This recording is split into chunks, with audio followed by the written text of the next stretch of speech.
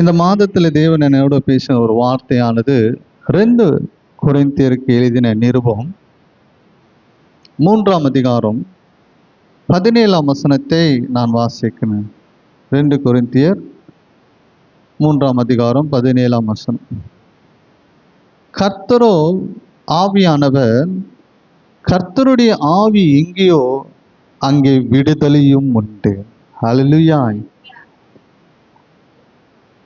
அப்போஸ்தலனாகிய பவுல் பழைய உடன்படிக்கையின் ஊழியத்துக்கும் புதிய உடன்படிக்கையின் ஊழியத்துக்கும் உள்ள காரியங்களை அந்த சபைக்கு சொல்லுகிறார்.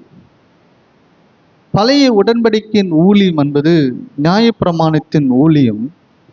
ஜனங்களுக்கு என்ன இல்லைன்னா விடுதலை இல்லை. ஆனால் புதிய உடன்படிக்கையின் ஊழியமானது ஆவியானவருடைய ஊழியம். என்ன ஊழியம்? ஆவியானவருடைய ஊழியம். அந்த ஆவியானவர் யார் என்றால் கர்த்தரை தான். அந்த ஆவியானவர் இந்த ஊழியத்தில் என்ன இருக்குன்னா, இந்த ஆவியானவருடைய ஊழியத்திலே ஆவியானவர் எங்கே இருக்கிறாரோ, ஆவியானவர் எந்த இடத்துல வாசம் பண்ணுகிறாரோ அந்த இடத்துல என்ன இருக்கின்றால் விடுதலை உண்டு. ஹல்லேலூயா. இங்கிலீஷ்ல ஃப்ரீடம். அப்போ விடுதலை என்பது இன்னொரு அர்த்தத்தில் சொன்னால் வெற்றியுள்ள விடுதலை. என்ன விடுதலை? வெற்றியுள்ள விடுதலை. அப்போ ஆவியானவர், ஆண்டவராய் இயேசு கிறிஸ்து தம்முடைய ஆவியானவரை கொண்டு ஊழியம் செய்யும் போது தேவ ஆலயத்துக்கு வருகிற ஜனங்களுக்கு தம்முடைய ஆவினாலே மாம்சமான யாவர் மேலும் என்ன ஊற்றுவேன் என்றார், என் ஆவியை ஊற்றுவேன், அவர்கள் விடுதலையோட வெற்றியுள்ள விடுதலை அவர்களுக்கு கிடைக்கும் என்று சொல்லுகிறார். ஆகையால் தான் இந்த மாதத்தில் தேவன் நம்மோடு பேசுகிற விசுவாசத்தின் வார்த்தையும் நம்பிக்கைக்குரிய வார்த்தை என்னென்றால், ஆவியானவரை உன் இருதயத்தில் நீர் வரவேற்கிறவனாய் இருந்தால் வெற்றியுள்ள விடுதலை தேவன் உனக்கு தருவான். ஹல்லேலூயா. ஆகையால் தான் இயேசு கிறிஸ்து கூட என்னை குறித்து இவ்விதமாய் எழுதியிருக்கிறேன் என்று சொல்லுகிறார். என்ன எழுதியிருக்கிறதா? ஏசியா தீர்க்கதரிசியின் புத்தகம் 61ஆம் அதிகாரம் 1ஆம் வசனத்திலே, கர்த்தராகிய தேவனுடைய ஆவியானவர் என்மேல் இருக்கிறார், சிறுமைப்பட்டவர்களுக்கு சுவிசேஷத்தை அறிவிக்க கர்த்தர் என்னை அபிஷேகம் பண்ணினார், இருதயம் நொறுங்குண்டவர்களுடைய காயங்களை கட்டுதலையும், சிறைப்பட்டவர்களுக்கு விடுதலையும், கட்டுண்டவர்களுக்கு கட்டவளுக்க கூறும். அப்போ ஒன்று, ஞானஸ்தானம் பெற்றுக்கொண்ட பிறகு அபிஷேகம் பெற்றுக்கொண்டாயான்னு கேட்குறாங்க. அப்போ தேவனுடைய அபிஷேகத்தை நாம் பெற்றுக்கொண்ட போது, ஆகையால் தான் லூக்காவின் சுவிசேஷத்திலே பரமபிதாவினிடத்தில் வேண்டிக் கொள்ளுகிறவனுக்கு பரிசுத்த ஆவியை தருகிறது நிச்சயம் அல்லவா என்றார். அப்போ தேவனுடைய அபிஷேகத்தின் ஆவியை நாம் பெற்றுக்கொள்ளும் போது நம்ம வாழ்க்கையில் அது என்ன கொடுக்குதா? நமக்கு வெற்றியுள்ள விடுதலையின் வெற்றியை நமக்கு தருகிறதா இருக்கிறது. பிரியமான தேவ பிள்ளைகளே, இன்றைக்கு தேவன் நமக்கு ஒரு விடுதலை வேண்டும் என்றால், தேவன் நமக்கு வெற்றியை தர வேண்டும் என்றால், பாருங்க, சுவிசேஷம் நாம் அங்கீகரித்து கொள்ள வேண்டும். இயேசு சொல்லுகிற அந்த நற்செய்தியை நீ விசுவாசிக்கும் போது, இயேசு சொல்லுகிற செய்தியை நீ நம்பும் போது, அப்போ இருதயம் நொறுங்குண்டவனுடைய காயம் என்ன செய்கிறது? கட்டப்படுகிறது. சிறைப்பட்டவனுக்கு என்ன கொடுக்கப்படுது? விடுதலை கிடைக்கிறது. கட்டுண்டவர்களுக்கு என்ன கிடைக்குது? கட்டவிழ்க்கப்படுகிறது. பிரியமான தேவ பிள்ளைகளே, இந்த ஆவியானவர் நம்முடைய வாழ்க்கையிலே தேவன் ஒரு வெற்றியுள்ள விடுதலை தருகிறவராயிருக்கிறார். பிரியமான தேவ பிள்ளைகளே, ஆகையால் தான் சொல்லுகிறார், பா, உன் இறுதி நொறுங்குண்டு இருக்கிறதா? உன் காயத்தை கட்டுகிறவர் ஆவியானவர். நீ சிறைப்பட்டவனாய் இருக்கிறையா? விடுதலை தருகிறவர் ஆவியானவர். கட்டப்பட்டிருக்கிறையா? அந்த கட்டுகளிலிருந்து அவிழ்க்கிறவர் ஆவியானவர். ஆகையால் தான் நாம் எப்போதும் ஜபத்திலும் சரி, தேவாலயத்தில் எங்கே இருந்தாலும் நாம் எப்போதும் எப்படி இருக்கணுமா? ஆவிலே நிறைந்தவர்களாய் இருக்கணும். பரிசுத்த ஆவியின் அபிஷேகத்தை பெற்றுக்கொள்ளுகிறவர்களாய் இருக்கணும். நிச்சயமாய் நான் நம்புகிறேன், கர்த்தர் உங்கள் மேல் ஒரு அபிஷேகத்தின் ஆவியை ஊற்றும் போது உங்க வாழ்க்கையிலே வெற்றியுள்ள ஒரு விடுதலை உங்களுக்கு கிடைக்கும். ஹல்லேலூயா, ஹல்லேலூயா. ஆகையால் தான் 5 காரியங்களை நான் சுருக்கமாக சொல்லுகிறேன். முதலாவது, தேவன் நம்முடைய வாழ்க்கையிலே பாவத்திலிருந்து தேவன் விடுதலை தருகிறவராயிருக்கிறார். முதல்ல பாவத்திலிருந்து விடுதலை. 2வது, வியாதியிலிருந்து விடுதலை. 3வது, உன்னை பகைக்கிறவர்களிருந்து தேவன் விடுதலை தருகிறார். 4வது, நெருக்கத்திலிருந்து விடுதலை. 5வது, ஆபத்தான இக்கட்டிலிருந்து உனக்கு விடுதலை தருகிறவராக இருக்கிறார். ஹல்லேலூயா. ஆவியானவர்னா யாரு? ஆவியானவர் யார் என்றால் ஆண்டவராய் இயேசுதான் அந்த ஆவியானவர். வாசிப்போம். முதலாவது, பாவத்திலிருந்து விடுதலை. பாருங்க, யோவான் சுவிசேஷம் 8ஆம் அதிகாரம் 34ஆம் வசனத்திலே வாசிக்கும் போது, இயேசு அவர்களுக்கு பிரதியுத்தரமாக, பாவம் செய்கிறவன் எவனும் பாவத்துக்கு என்ன இருக்கிறானா அடிமையாய் இருக்கிறான் என்று மெய்யாகவே மெய்யாகவே உங்களுக்கு சொல்லுகிறேன். 36ஆம் வசனத்திலே, ஆகையால் குமாரன் உங்களை விடுதலை ஆக்கினால் மெய்யாகவே தேவன் நம்முடைய பாவங்களிலிருந்து விடுதலை தருகிற தேவனாய் இருக்கிறார். ஹல்லேலூயா. நியாயப்பிரமாணத்தின் ஊழியத்திலே பலி செலுத்துவார்கள், ஆனா பாவத்திலிருந்து என்ன கிடைக்க மாட்டேங்குது? விடுதலை கிடைக்கல. ஆனால் இந்த புதிய உடன்படிக்கையின் ஆவியானவருடைய ஊழியத்திலே, ஆவியானவர் நமக்குள் இருக்கிறபடினால், ஆவியானவர் நம்மத்திலே வாசமா இருக்கிறபடினால், பாவத்திலிருந்து நமக்கு என்ன கிடைக்குதா? விடுதலை கிடைக்கிறது. பாவத்தின் சம்பளம் என்னது? மரணம். பாவத்தின் சம்பளம் என்னது? ஐயோ. பாவத்தின் சம்பளம் என்பது, அதோ சங்கீதக்காரராக தாவீது சொல்லுகிறார், ஆண்டவரே, இந்த வேதனையும் இந்த துக்கமும் இந்த இக்கட்டும் இதுக்கு காரணம் என்ன என்றால் என்னுடைய பாவமே என்று சொல்லி தன் பாவத்தை அவன் எப்போது ஏற்றுக்கொண்டு தன் பாவத்தை எப்போது அவன் அறிக்கை செய்தானோ, தேவன் அவன் பாவத்தை மன்னித்தார். அந்த பாவத்திலிருந்து நமக்கு விடுதலை கிடைத்தது. பிரியமான தெய்வ பிள்ளைகளே, 32ஆம் சங்கீதம் சொல்லுகிறது, 32ஆம் சங்கீதம் 1ஆம் வசனத்திலே, பாவம் மூடப்பட்டது. பாவம், நம்முடைய பாவத்தை மூடுகிற தேவன் நம்முடைய ஆண்டவராய் இயேசு கிறிஸ்து. ஹல்லேலூயா. பிரியமான தெய்வ பிள்ளைகளே, இன்றைக்கு உலகம் அநேக பிள்ளைகள் இன்றைக்கு அநேக பாவத்திலே விடுதலை இல்லாமல் தவிக்கிறாங்க. அநேகர் பாவத்தில் விடுதலை இல்லாமல் இருக்கிறாங்க. பாருங்க, சமீபத்தில் ஒரு ஹாஸ்பிட்டலுக்கு போனேன். அந்த ஹாஸ்பிட்டலுக்கு போகும்போது எல்லாருமே பார்க்கும்போது பாவத்திலே அடிமையானவர்கள், வாலிப பிள்ளைகள் அதிகமாக அந்த ஹாஸ்பிட்டலில் காணப்பட்டாங்க. அவங்க எல்லாரும் என்ன செய்கிறார்? அந்த பெற்றோர்கள் கதறுகிறார்கள். என்னன்னா, ஐயோ, இந்த தீய பழக்க வழக்கத்தினாலே இதிலிருந்து அவன் விடுதலை பெறாமல் என் மகன் என் மகள் தவித்து கொண்டிருக்கிறாங்க. டாக்டர், இதிலிருந்து அவனுக்கு ஒரு விடுதலை வேணும் என்று சொல்கிறான். பிரியமான தேவ பிள்ளைகளே, நம்முடைய அநேக வாலிப பிள்ளைகள், ஏன் முதிர் வயதுள்ளவர்கள் கூட பாவத்துக்கு அடிமையாகிவிட்டு அந்த பாவத்திலிருந்து விடுதலை பெறாமல் இருக்கிறார்கள். அந்த பாவத்தை குறித்த விளக்கத்தை அநேக காரியங்கள் நமக்கு அறிந்திருக்கிறோம்.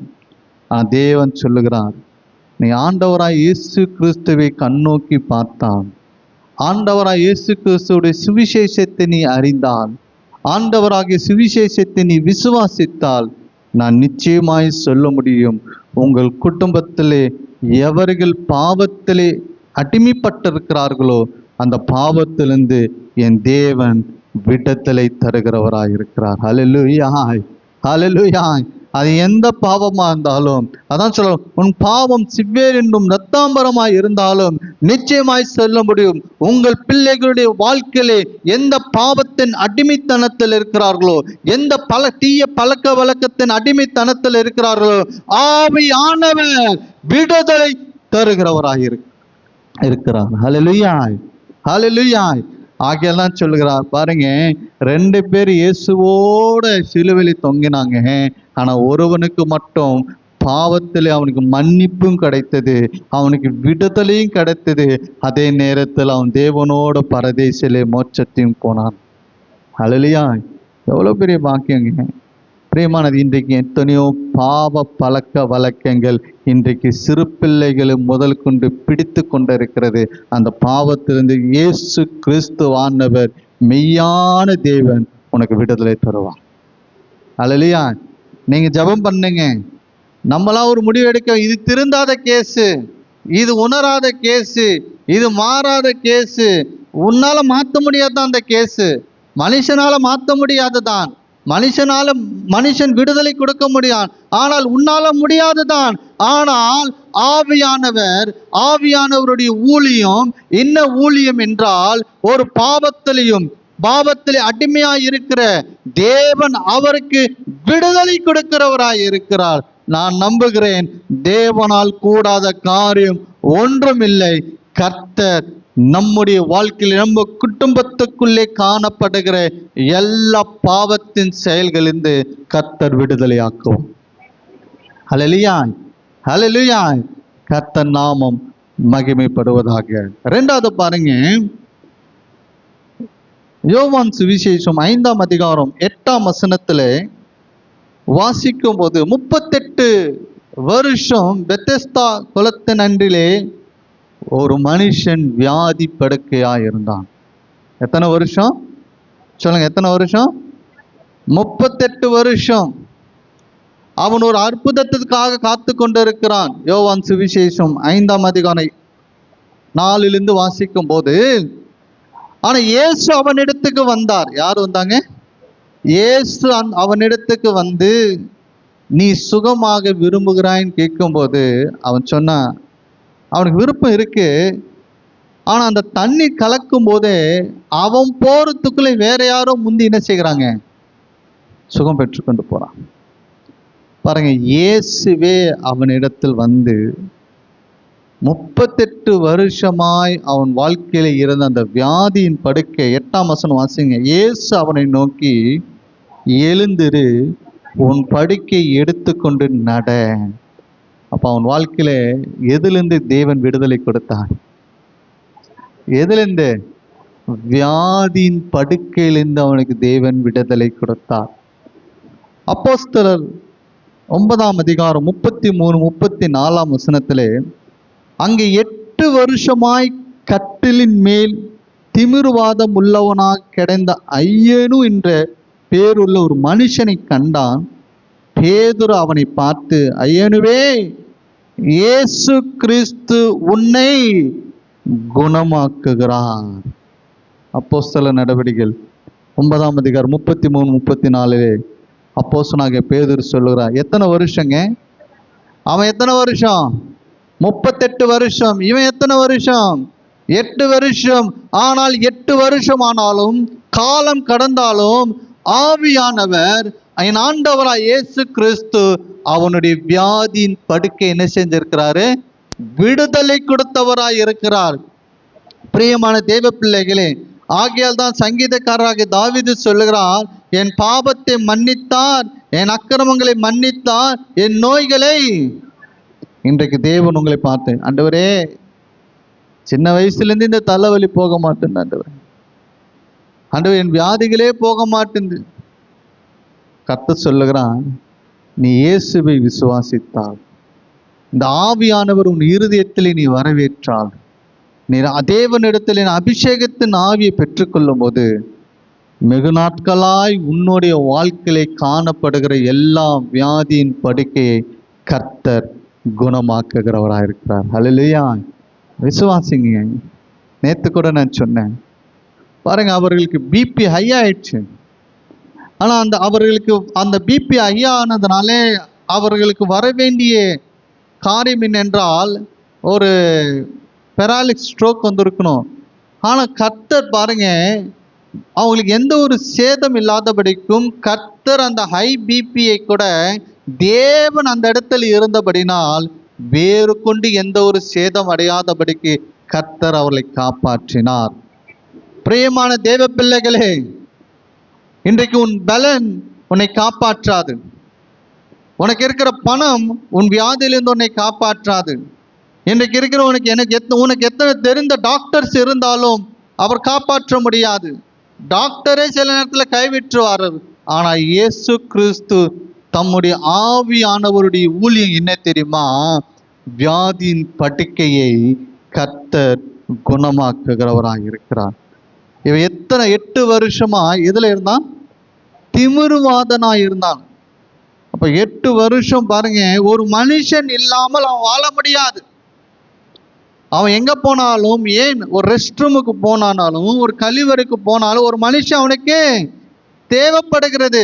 ஆனால் தேவன் அந்த அப்போஸ்தலனாகிய பேதுரு அந்த ஐயனை பார்த்து, இயேசு உன்னை விடுவிக்கிறார். ஹல்லேலூயா, ஹல்லேலூயா. இயேசு உன்னை பாருங்க, 38 வருஷம் இயேசு அவன் இடத்துக்கு போனார். உன் இடத்துக்கு யார் வரணும் தெரியுமா? இயேசு வரணும். உன் வியாதியின் படுக்கை மாறணும்னா இயேசு வரணும். எங்க வரணும்? அந்த அபிஷேகத்தின் ஆவியானவர் உன் இருதயத்துக்குள்ளே வரணும். இங்க கவனிங்க பிரியமான தேவ பிள்ளைகளே, இனி வரும் நாட்களிலே கொள்ளை நோய்கள் பெருகும், வியாதிகள் பெருகும். வியாதிக்கு சின்ன பையன் தெரியாது, பெரியவங்கன்னு தெரியாது. கொரோனாக்கு அந்த பூச்சிக்கு சின்ன பூச்சி தான், விஷப்பூச்சி தான். இது நம்ம ஆளுன்னு தெரியாது, இது வேற ஆளுன்னு தெரியாது. அதோடைய வேலை என்ன செய்யும்? அது செஞ்சுட்டே போயிட்டே இருக்கும். ஆனா கர்த்தர் இந்த வியாதியின் மத்தியிலே, இந்த கொள்ளை நோயின் மத்தியிலே தேவன் உன்னை காப்பாற்ற வேண்டும் என்றால் உனக்குள்ளே தேவனுடைய அபிஷேகத்தின் ஆவியானவர் உனக்குள்ளே உன் வீட்டுக்குள்ளே காணப்படணும். ஹல்லேலூயா, ஹல்லேலூயா. பிரியமான தேவ பிள்ளைகளே, இயேசு நடத்தில் வந்தார். இயேசு நீ வீட்டில் வர வைக்கும் போது, இயேசு உங்களிடத்தில் வரும்போது நான் நிச்சயமாய் சொல்ல முடியும், உன் வியாதியின் படுக்கை கர்த்தர் மாற்றுவான். பாருங்க, எவ்வளவு எந்த வியாதியா இருந்தாலும் கர்த்தர் மாற்ற வல்லவராய் இருக்கிறார். ஹல்லேலூயா. சொல்லணும்னா அநேக சாட்சிகள் உண்டு, அநேக சாட்சிகள் உண்டு. ஆனா இன்றைக்கு நாம் இயேசு ஆவியானவர் ரெண்டாவது எதிலிருந்து விடுதலை தருகிறார் என்றால், உன் வியாதியிலே தேவன் உன்னை குணமாக்குகிறவராய் இருக்கிறார். ஹல்லேலூயா, ஹல்லேலூயா. மூன்றாவது பாருங்க, சங்கீதம் 18ஆம் அதிகாரம் 17ஆம் வசனத்தை யாராவது ஒரு வாசிங்க. என்னிலும் பலவானாய் இருந்தும் என் பலத்த சத்துருவுக்கும் என்னை பகைக்கிறவர்களுக்கு என்னை விடுவித்தார். பாருங்க, தாவீது பகைக்கப்படுகிறான். ஆனா பகைக்கப்படுகிற கூட்டம் யாரு? அவனை காட்டிலும் பலம் உள்ளவன். ஆனா அந்த பலசாலிகள் அவனை பகைக்க என்னிலும் பலவானாய் இருந்தும் என் பலத்த சத்துருவைக்கும் என்னை பகைக்கிறவர்களுக்கு என்னை விடுவித்தார். நம்ம பகைக்கிற கூட்டம் இருக்கு. இந்த பகைக்கிற கூட்டம் தாவீதின் வாழ்க்கையிலே பகைக்கிறவன் ஒரு நிலைமை விட்டான். யார் அது? சவுல். 1 வருஷமா 2 வருஷமா 10 வருஷம் அவனை பகைத்து கொண்டே இருக்கிறான். எத்தனை வருஷம்? 10 வருஷம் அவனை பகைத்து கொண்டே இருக்கிறான். ஆனா இந்த சங்கீதக்காரராக தாவீது சொல்லுகிறான், என் தேவன் என்னை பகைக்கிறவளிருந்து என்னை விடுவித்தாராம். அல்லேலூயா. பாருங்க, பகைக்கிறவன் சும்மா இருப்பானா? அவன் கண்ணு நம்ம மேல பட்டா என்ன இருக்கும்? என்ன சொல்லும்? எப்படா இவன் அழிவான், எப்படா இவன் கெட்டு போவான், எப்படா இவன் ஒளியுவான், எப்படா இவன் நாசனம் ஆவான்றதான் அவன் பகைக்கிறோம். பகைக்கிறோட என்ன அப்படிதானே இருக்கும்? சொல்லுங்க. நல்ல எண்ணத்தோட பகைப்பானா? நல்ல எண்ணத்தோட பகைப்பான் இல்லையே. எப்படா தாவீது கையில கிடைச்ச கொல்லணும் தான் சவுலுன்னு தான். ஆனா தாவீதின் வாழ்க்கை சவுலுக்கு நன்மை செய்தவன். ஆனா நன்மை பெற்றுக்கொண்ட சவுலோ தாவீதுக்கு தீமை செய்து பகைக்கிறவனாய் இருந்தான். ஆனா தேவன் அவனை வாழ்க்கையிலே, என்னை பகைக்கிறவன் கையிலிருந்து என் தேவன் வெற்றியோடு விடுதலை தந்தாராம். ஹல்லேலூயா. பாருங்க, ஆகையால் தான் உபாகம் 28ஆம் அதிகாரம் 7ஆம் வசனத்தை வாசிங்க. உபாகம் புத்தகம் 28ஆம் அதிகாரம் 7ஆம் வசனத்துல, உமக்கு விரோதமாய் எழும்பும் உன் சத்துருக்களை கர்த்தர் உனக்கு முன்பாக முறியடிக்கும்படிக்கும் ஒப்பு கொடுப்பார். உன்னை பகைக்கிறாங்களா? பயப்படாத. உனக்கு விரோதமாய் சத்துரு எழும்புறானா? பயப்படாத. அந்த பகைக்கிறவன் கையிலிருந்து விடுதலை கொடுக்கிற ஆவியானவர் நமக்குள்ளே இருக்கிறார். ஹல்லேலூயா, ஹல்லேலூயா. அதான் சொல்ல, உனக்கு விரோதமாய் எழும்பும் உன் சத்துருக்களை கர்த்தர் உனக்கு முன்பாக முறியடிக்கப்படுவார். உனக்கு முன்பதாகவே உன்னை பகைக்கிறவர்களை முறியடிக்கும்படிக்கும் ஆவியானவர் உனக்காக யுத்தம் பண்ணுவார். ஒண்ணு அந்த பகைக்கிறவனை ஒண்ணு முறியடிப்பார். இல்லாவிட்டால் பாருங்க, ஒரு வழியாய் உனக்கு எதிராய் புறப்பட்டு வருவார்கள். எத்தனை வழியாவான்? 7 வழியாக உனக்கு முன்பாக ஓடி போகும்படிக்கும் கர்த்தர் செய்வார். ஹல்லேலூயா, ஹல்லேலூயா. உன்னை பகைக்கிறார்களா? உன் மேல பொறாமை கொள்ளுகிறார்களா? நீ விழும்போது ஆஹா சிரிக்கிறாங்களா? பயப்படாத. ஆவியானவர், அபிஷேகத்தின் ஆவியானவர் தேவன் உன்னோடு இருக்கிறபடினால் அந்த பகைக்கிறவன் கையில உன்னை விடுவிக்கிறது மட்டுமல்ல, அந்த பகைக்கிறவன் கையில எப்படி விடுவிப்பார் என்றால் வெற்றியோடு விடுவிக்கிறவராய் இருக்கிறார். எப்படி? வெற்றியோடங்க. வரட்டும், சிரிக்கட்டும், பேசட்டும். ஆனா என் ஆவியானவர், என்னை அபிஷேகித்த ஆவியானவர், உங்களை அபிஷேகித்த ஆவியானவர் பகைக்கிறதுக்கு முன்பதாக வெற்றியோடு விடுதலை தருவார். ஹல்லேலூயா.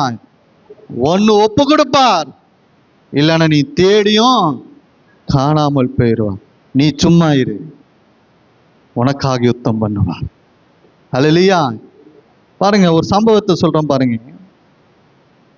1 ராஜாக்கள் 5ஆம் அதிகாரம் 4ஆம் வசனத்தில் சாலமோனுடைய வாழ்க்கையில், ஆனாலும் இப்பொழுதே என் தேவனாகிய கர்த்தர் எங்கும் எனக்கு என்ன கொடுத்தாரா? இளைப்பாறுதலை தந்தார். எனக்கு விரோதியும் இல்லை, இடையூறும் இல்லையா. அப்ப தேவன் பகைக்கிறவன் இடத்திலிருந்து வெற்றியோட விடுதலை கொடுத்தாருன்னா உனக்கு சுத்தி என்ன இருக்குது? சமாதானம் இருக்கு. 2வது, உனக்கு எப்போதும் என்ன இருக்காது? எதை செஞ்சாலும் இடையூறு பண்ணுவாங்க. நல்லது பண்ணாலும் இடையூறு தான், கெட்டது பண்ணாலும் பேசினாலும் இடையூறு தான், பேசாவிட்டாலும் எப்ப பார்த்தாலும் இடையூறு. கர்த்தர் சொல்றார், உன்னை பகைக்கிறவன் எப்போதும் உனக்கு இடையூறா இருக்கிறானா, அந்த இடையூறு பண்ணுகிறவனை கர்த்தர் ஏற்ற வேலையில துரத்துவாரா எனக்கு தெரியாது, ஆனா ஒப்பு கொடுப்பாரா எனக்கு தெரியாது. ஆனா ஒண்ணு மட்டும் தெரியும், அந்த பகைக்கிறவன் உன்னை மேற்கொள்ள மாட்டான், அந்த பகைக்கிறவனை நீ மேற்கொள்ளுகிறவனாய் இருப்பாய். ஹல்லேலூயா. உங்க வேலை ஸ்தலத்திலும் சரி, உங்கள் வியாபாரத்திலும் சரி, நீ இருக்கிற தெருவிலையும் சரி, உங்க எந்த இடத்துல அந்த உன்னை பகைக்கிறவன் இருப்பான். ஆனா அந்த பகைக்கிறவன் உன்னை மேற்கொள்ள மாட்டான். நீதான் அந்த பகைக்கிறவனை மேற்கொள்ளும்படிக்கும் கர்த்தர் வெற்றியோடு விடுதலை தருவார். ஹல்லேலூயா. நீங்க பயப்பட வேண்டாம். ஒப்பு கொடுக்க வேண்டியவர்கள் ஒப்பு கொடுப்பார், துரத்த வேண்டியவர்களை துரத்துவார். ஹல்லேலூயா. நம்ம நினைப்ப, இவன் போக மாட்டானே, எல்லாம் ஆண்டவர் எல்லாரையும் துரத்துறீங்க, இவங்க துரத்த மாட்டேன், ஏமா துரத்துவான்? கர்த்தர் துரத்த வேண்டிய நேரத்தில் துரத்துவார்மா. உன் எண்ணம் சரியில்லைன்னா கர்த்தரே துரத்திடுவார். உன் எண்ணம் சரியா இருந்தா கர்த்தர் அந்த இடத்துல என்ன செய்வார்? உனக்காக யுத்தம் பண்ணுவார். நம்முடைய எண்ணம் சரியா இருந்தால், நம்முடைய நோக்கம் சரியா இருந்தால், நம்முடைய செயல்கள் சரியா இருந்தால், நம்முடைய வாழ்க்கை தேவனுக்கு பிரியமாய் இருந்தால், நீ தேவன் நம்முடைய கண்களுக்கு முன்பதாக நாம் அவர்களுக்கு முன்பாக ஓடி போவதில்லை, நமக்கு முன்பாக அவர்களை கர்த்தர் ஓடும்படிக்கு செய்வார். ஹல்லேலூயா. ஆனா நம்ம என்ன இருக்கணும்? கரியா இருக்கணும். நம்மளோட நோக்கம் சரியா இருக்கணும், நம்ம பேச்சு சரியா இருக்கணும். பிரியமான தேவ பிள்ளைகளே, நம்மளை பார்த்து சிரிக்கலாம், நம்ம நிலைமை பார்த்து சிரிக்கலாம், நம்ம வாழ்க்கையை பார்த்து சிரிக்கலாம். ஆனா அதே சிரிக்கிற பகைகளுக்கு முன்பதாக என் தேவன் என்னை வெற்றியோடு விடுதலை தருவான். உன் தலையை கர்த்தர் உயர்த்துவார். நான் நம்புகிறேன், நான் விசுவாசிக்கிறேன். என்னை அபிஷேகித்த தேவன், உங்களை அபிஷேகித்த தேவன் பகைக்கிறவன் கைக்கோ பகைக்கிறவன் வாய்க்கோ கர்த்தர் ஒரு நாள் ஒப்பு கொடுக்க மாட்டார். ஹல்லேலூயா. பாருங்க, ஆவியானவர் பாருங்க, முதல் எதிலிருந்து விடுதலை கொடுத்தார்? பாவத்திலிருந்து விடுதலை கொடுத்தார். ரெண்டாவது வியாதியிலிருந்து விடுதலை கொடுத்தார். மூணாவது பகைக்கிறவனிடத்திலிருந்து விடுதலை கொடுத்தார். நாலாவது பாருங்க, நெருக்கத்திலே தேவன் விடுதலை கொடுத்தார். சங்கீதம் 54:7 வாசிங்க.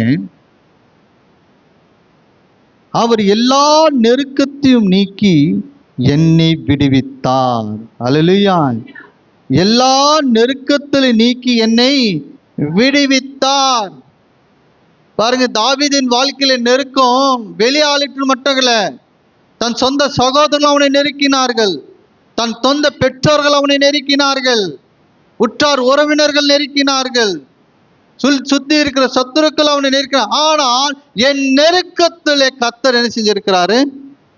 விடுவித்தாரு. நெருக்கு பாருங்க, தானியேலுடைய நண்பர்கள் அந்த நேபுகத்நேசர் ராஜாவுடைய சிலை என்ன செஞ்சாங்க? வணங்க சொன்னாங்க.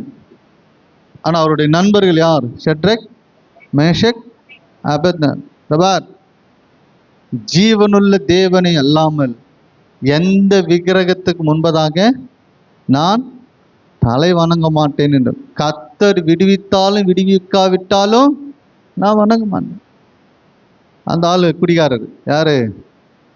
நேபுகத்நேசர் ராஜா. குடி ஏற்கனவே குடி வெறியில இருக்கிறார். இப்ப என்ன, ஒரு மடங்கு நெருப்பு. இப்போ நெருப்பு எத்தனை மடம் ஆயிடுச்சு? அப்போ ஒரு நெருக்கமே கஷ்டப்பட முடியாது, 7 மடங்கு நெருக்கம் ஆயிடுச்சு. அவங்க இந்த 3 பேரை தள்ளுறவங்களை கூட, அந்த தள்ளி விடுறவங்களை கூட அவங்க சாம்பல் ஆயிட்டாங்க. அவங்க பிடிச்சி அந்த நெருப்புல போடுகிறவங்களுக்கு கூட என்ன ஆயிட்டாங்க? அப்போ நெருப்பி பாருங்க. அப்போ இந்த அளவுக்கு ஒரு அங்கிருந்து தூரத்துல இருந்து அந்த அளவுக்கு அனல் அடிச்சிருக்கு.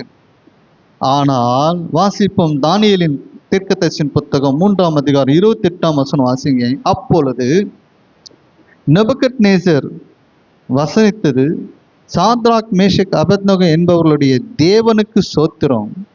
அவர்கள் தங்களுடைய தேவனை தவிர வேறே தேவனை சேவித்து பணியாமல் அவரை நம்பி ராஜாவின் கட்டளையை தள்ளி தங்கள் சரீரங்களுக்கு ஒப்பு கொடுத்ததனால் அவர் தமது தூதனை அனுப்பி தம்முடைய தாசரை விடுவித்தார் இருக்கிறார். அல்லேலூயா. பிரியமான தேவ பிள்ளைகளே, நெருப்புல நிக்கிற மாதிரி இருக்க உங்க பிரச்சனை. இந்த நெருப்பு உங்களை சுட்டெறியோ, இந்த நெருப்பு நம்மளை சாம்பல் ஆக்கிறோம்னு நினைக்கிறீங்களா? ஆனா இந்த தேவன் மேல் இந்த நெருக்கு, அந்த ராஜா சொல்றான் பாருங்க, அந்த ராஜாவின் கட்டளையை தள்ளி தங்கள் சரீரங்களை ஒப்புக்கு பாருங்க, அவரையை நம்பி. யார நம்பி?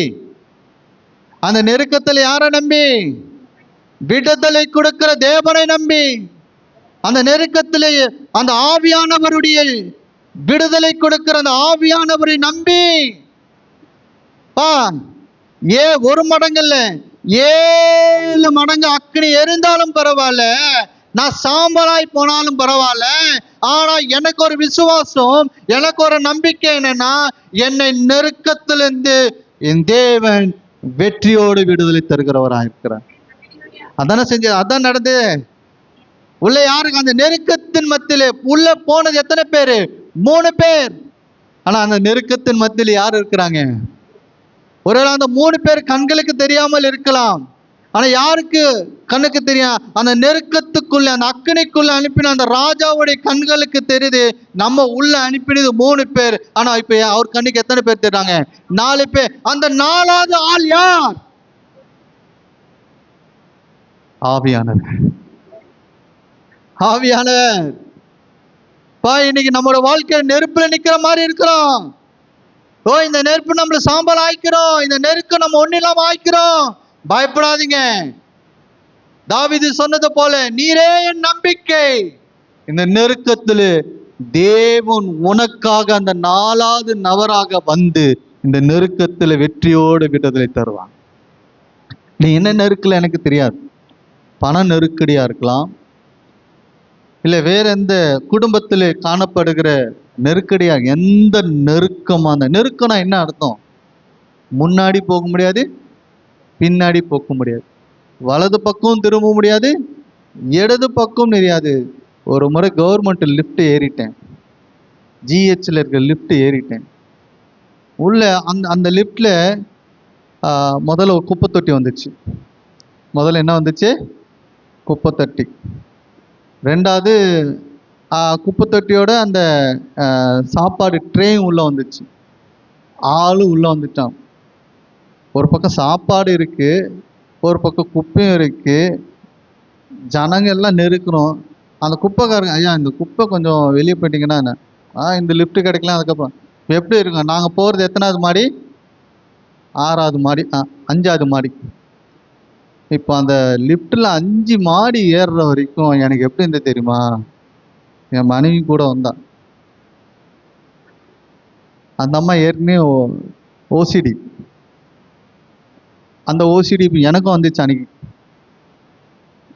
என்னால் நிற்க முடியல.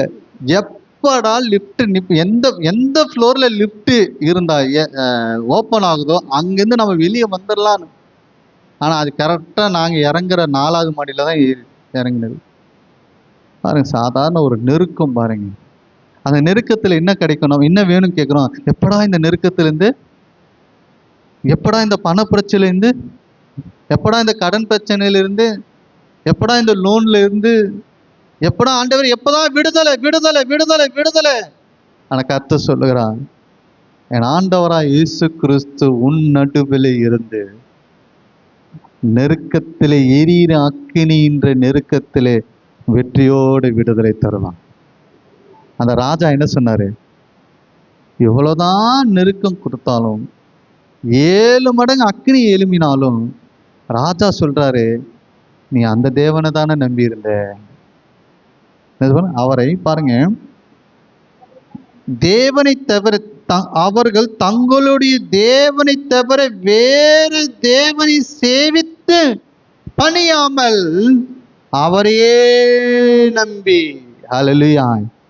யோபின் வாழ்க்கையில் எவ்வளவு நெருக்கம் வந்தது, தானியேலின் வாழ்க்கையில எவ்வளவு நெருக்கம் வந்தது. வேதத்தில் எத்தனையோ தேவ பிள்ளைகள் எவ்வளவோ நெருக்கம் வந்தது. அந்த நெருக்கத்திலே ஆவியானவர் எனக்கு விடுதலை தருவார், என் ஆண்டவராய் இயேசு கிறிஸ்து எனக்கு விடுதலை தருவார், அவரையே நம்பி இருந்ததுனால நிச்சயமாய் நான் சொல்ல முடியும், இந்த வருஷத்துல தேவன் உங்க வாழ்க்கையில, உங்கள் குடும்பத்தில், உங்க வேலை ஸ்தலத்தில் காணப்படுகிற எந்த ஒரு நெருக்கமா இருந்தாலும் வெற்றியோட விடுதலை தருவான், வெற்றியோட.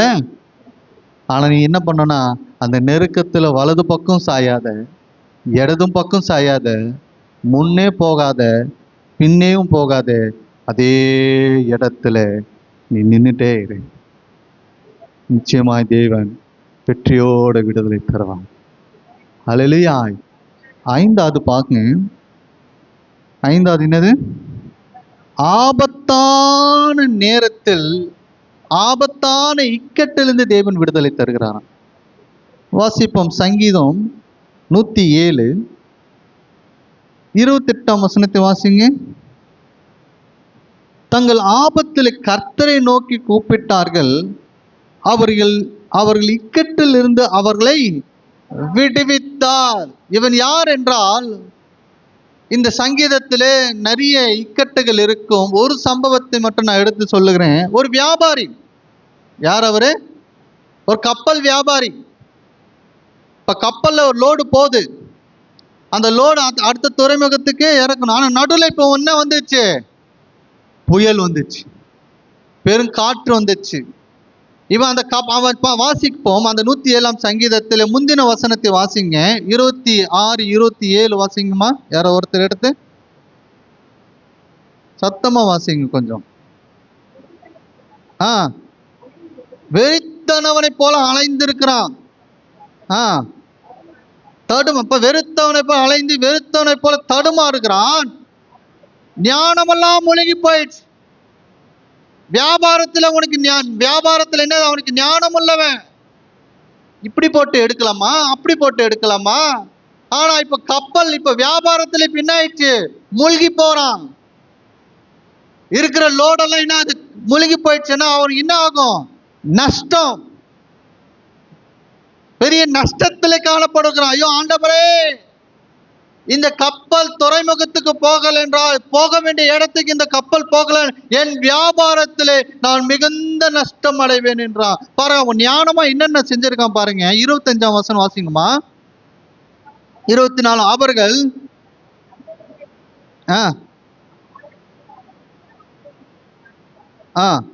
அவர்கள் கட்டளையிட்ட பெருங்காற்று எழும்பிது, அதன் அலைகள் கொந்தளிக்க பண்ணின. அவர்கள் ஆகாயத்திலே ஏறி ஆழங்களை இறங்கினார்கள். அவள் ஆத்துமா கிலோசத்தினால் கரைந்து போகிறது. வெறுத்தவனை போல அலைந்து தடுமாறுகிறார்கள். அவளுடைய ஞானமெல்லாம் முழுகி போகிறது. அப்பொழுது தங்கள் ஆபத்திலே அவர்கள் கர்த்தரை நோக்கி கூப்பிடார்கள். அவள் இக்கட்டிலிருந்து அவர்களுக்கு நீங்களாக்கி விடுவித்தார். 29ஆம் வசனம் சொல்லுது, கொந்தளிப்பை தேவன் என்ன பண்ணினாரு? அமர்த்துகிறார். அதன் அலைகள் அடங்கி நின்றது. அமைதி உண்டானது மித்தம் அவர்கள் சந்தோஷப்படுகிறார்கள். தங்கள் நாடி துறைமுகத்துக்கு அவர்களை கொண்டு வந்து சேர்க்கிறார். அவர்கள் கர்த்தர் அவர்கள் கிருபை நிமித்தம் மனுபுத்திரர் அவர்கள் செய்கிற அதிசயங்கள் நிமித்தம் துதித்தார்கள். ஹல்லேலூயா. பிரேமான தேவ பிள்ளைகளே, ஆபத்து காலத்திலே கர்த்தரை நோக்கி, ஆபத்தான இக்கட்டு காலத்திலே உனக்கு நஷ்டம் வரும் நேரத்தில், இது நஷ்டத்தை ஏற்படுத்தும் என்று சூழ்நிலைகள் வரும்போது நீ கர்த்தரை நோக்கி கூப்பிட்டால், கர்த்தர் அந்த நஷ்டத்திலிருந்து உன்னை சேதமின்றி சந்தோஷமாய் அந்த வியாபாரி என்ன செஞ்சிருக்கிறாரா, துறைமுகத்தை கொண்டு வந்து இப்ப சொல்றான், கர்த்தர் நல்லவர். கர்த்தர் அவருடைய கிருபை நிமித்தம் மனுபுத்திரர் அவர் செய்கிற அதிசயங்கள் நிமித்தம் நான் துதிப்பேன். ஏன்னா எனக்கு நஷ்டம் வரும்னு நினைச்சேன். ஆனா அந்த நஷ்டமான நேரத்தில் நான் கர்த்தரை நோக்கி, ஆபத்திலே, இக்கட்டிலே, துன்பத்திலே, நஷ்டத்திலே நான் கர்த்தரை நோக்கி கூப்பிட்டேன். தேவன் எனக்கு நஷ்டம் வராதபடிக்கும் பத்திரமாக என்னை கொண்டு வந்து சேர்த்தபடினால் இப்ப என் இருதயம் எப்படி இருக்கு தெரியுமா? சந்தோஷமா இருக்கான். அப்ப என்ன விடுதலை இது? வெற்றியோடு விடுதலை மட்டும் கிடையாது, சந்தோஷத்தோடு விடுதலை கொடுத்திருக்கிறார். உன் ஞானம் இருக்கலாம், ஆனா தேவன் என்ன தெரியுமா? தேவனுடைய கிருபை. அவன் சொல்றான், நான் இன்னைக்கு வியாபாரத்திலே இந்த கப்பல் நஷ்டம் இல்லாமல் துறைமுகத்துக்கு வந்ததுன்னா என் ஞானம் அல்ல, என் சுயம் அல்ல, என் பலன் அல்ல, நான் கர்த்தரை கூப்பிட்டேன், அவர் எனக்கு விடுவித்தார், இப்ப நான் சந்தோஷமா இருக்கேன். ஹல்லேலூயா. அவர் சொல்றான், சாட்சிங்க இது. தேவாலயத்துல சொன்ன சாட்சியை அவர் சங்கீதமாக பதிவித்திருக்கிறாள். நஷ்டம் நேரிடுகிற சூழ்நிலையில யாரை கூப்பிடணும்? யாரை கூப்பிடணும்? உடனே வேற யார் மேல பலி போட்டுறாதீங்க. யார் மேலேயும் பலி போட வேண்டாம். கர்த்தரை நோக்கி பாருங்க. அந்த நஷ்டத்துல பாருங்க சந்தோஷமாய். பிரியமான தேவ பிள்ளைகளே, அதான் சொல்றாரு, ஆவியானவர் எங்கே உண்டோ அங்கே விடுதலை. என்ன விடுதலை? வெற்றியுள்ள விடுதலை. வெற்றியுள்ள விடுதலை. அந்த வெற்றியை தருகிறவரை ஆண்டவராய் இயேசு கிறிஸ்து. அதான் சொல்றாரு, உன் இறுதி நொறுங்குண்டு இருக்கிறதா, நான் என் காயத்தை கட்டுவேன். சிறைப்பட்டவனாய் இருக்கிறியா, விடுதலை தரேன். கட்டுண்டவனாய் இருக்கிறியா, கட்டவிழ்க்கப்படுவேன். எப்படி என்றால் என் அபிஷேகத்தின் ஆவியை உண்மையில் ஊற்றுவேன். எத்தனையோ ஆவியானவர் உனக்குள்ள இருக்கும்போது நீ வெற்றியுள்ள விடுதலையாய் காணப்படுவ. முதல் விடுதலை பாவத்திலிருந்து, ரெண்டாவது விடுதலை வியாதியிலிருந்து விடுதலை, மூணாவது விடுதலை பகைக்கிறவனிடத்துல, நாலாவது நெருக்கத்துல, ஐந்தாவது ஆபத்தான இக்கட்டிலிருந்து வெற்றியோடு விடுதலை கொடுத்தவராய் இருக்கிறார். ஹல்லேலூயா. கர்த்தர் அதே தேவன் இந்த மாதம் மட்டுமல்ல, உன் ஜீவிய காலம் எல்லாம் ஆவியானவரோடு நீ இணைக்கும் போது, ஆவியானவருக்கு ஒப்பு கொடுக்கும் போது, அந்த ஆவியானவர் வேற யாரும் இல்லை, ஆண்டவராய் இயேசு கிறிஸ்து தான். அவர் உனக்கு வெற்றியோடு விடுதலை கொடுக்கிறவராய் இருக்கிறார். ஹல்லேலூயா. ஹல்லேலூயா.